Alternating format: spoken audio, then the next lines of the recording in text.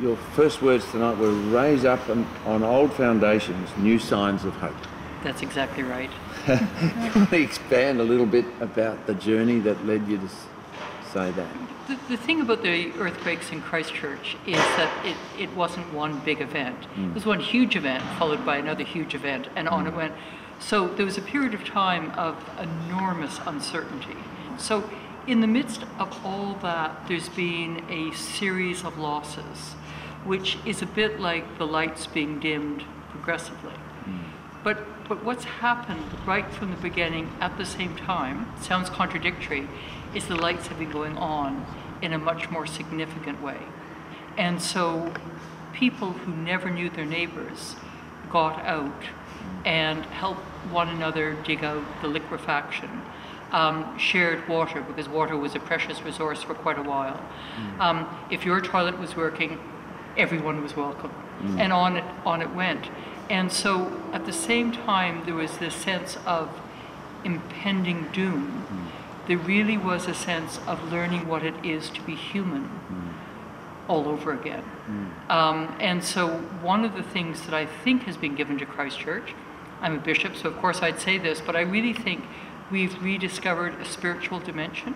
What's happened in Christchurch is we actually remembered that life was important, that life is an extraordinary gift, and that other people's lives are every bit as important as ourselves.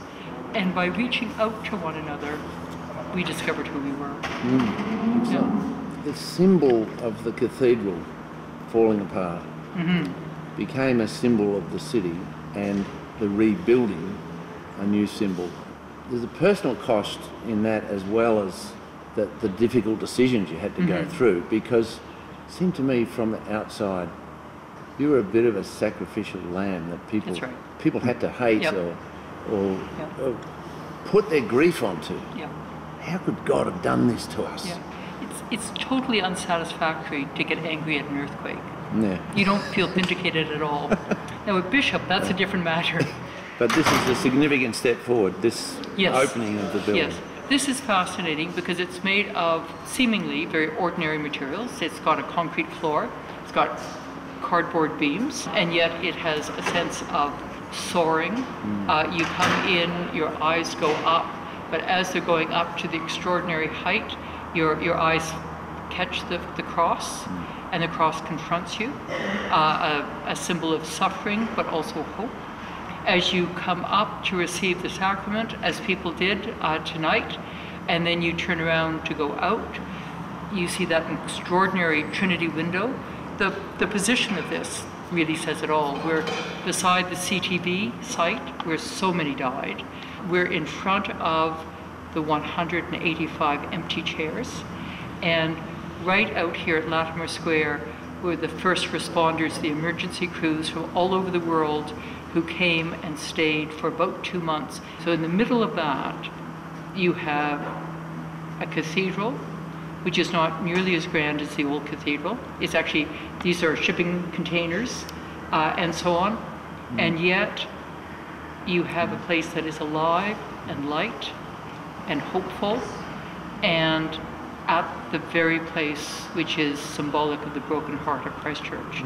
So I can't think of a better meeting of where hope meets despair and carries us forward.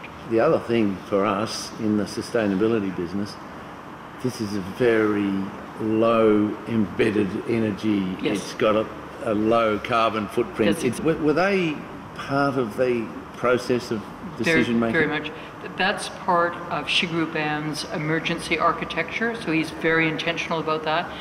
And one of the guidelines that we have made an absolute commitment to is sustainability.